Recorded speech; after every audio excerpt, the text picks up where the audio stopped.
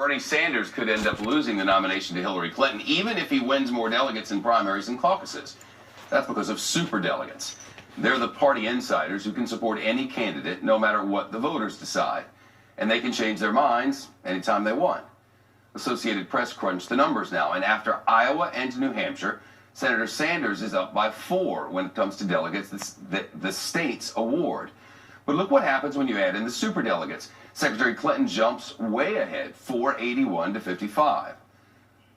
Let's bring in Stephen Olemacher now. He's one of the 2 reporters who broke the story for the Associated Press. Stephen, thanks for coming. Thanks for having me. These superdelegates, though around for a long time, are a mysterious thing to a lot of people. I know because I get a lot of questions about them. It would appear to a casual observer the deck is stacked, no? Well, the superdelegates have been around for a while, since 1984, and there's 712 of them. They are the Democratic Party establishment. They are members of Congress, party officials, and members of the Democratic National Committee. And when you add up the numbers, your report found it's going to be very tough for anyone whose name isn't Clinton in this election. Sure. The number of superdelegates adds up to about 30% of the number of delegates you need to win the nomination. And right now, Hillary Clinton's getting 96% of the support of the superdelegates who've actually come out and endorsed someone. Now, as you said before, they can change their minds. They can change their minds all the way up to the convention. But if they all stick with her and she continues to get overwhelming support, Bernie Sanders would have to win all of the remaining primaries by a landslide just to catch her. Has there been a reaction to this report from the Sanders campaign, and if so, what? Yes, there's two responses.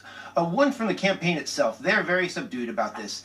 Bernie Sanders has a longtime Democratic strategist as his top strategist, and they say, look, this is it's early. We hope to win primaries and caucuses, and by doing that, show these superdelegates that Bernie Sanders is a viable candidate and that he can win in the general election.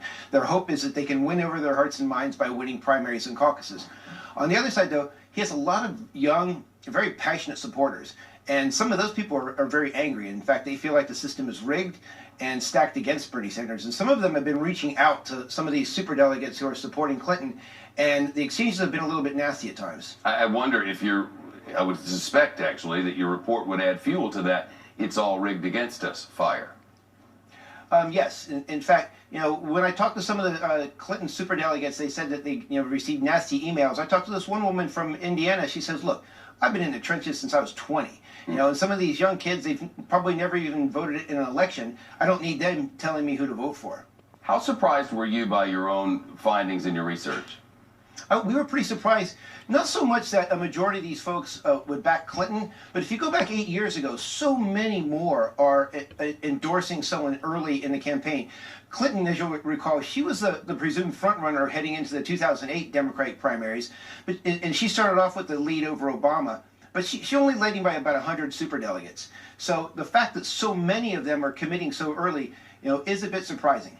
Have any said to you in your reporting whether, should the tide change, as it has in so many areas, would they be likely to change over to the will of the people?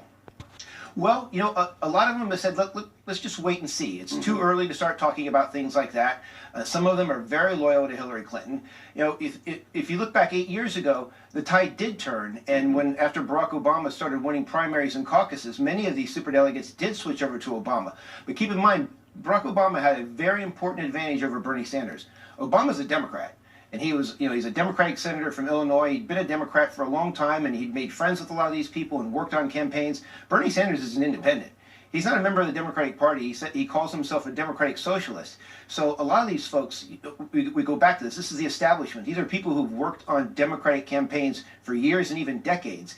And Bernie Sanders has not been with them and may not have the same kind of relationships that Barack Obama had, and certainly not the kind of relationships that Hillary Clinton has. I was reminded the other day that in the primary, it was not Barack Obama who won the majority of the popular vote.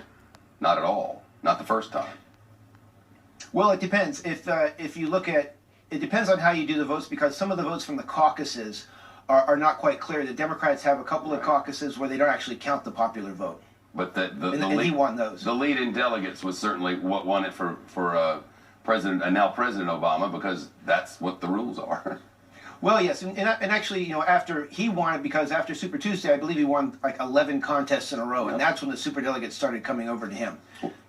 Steve Olemacher, it's a mighty interesting article. Washington reporter for the Associated Press. Thanks for it.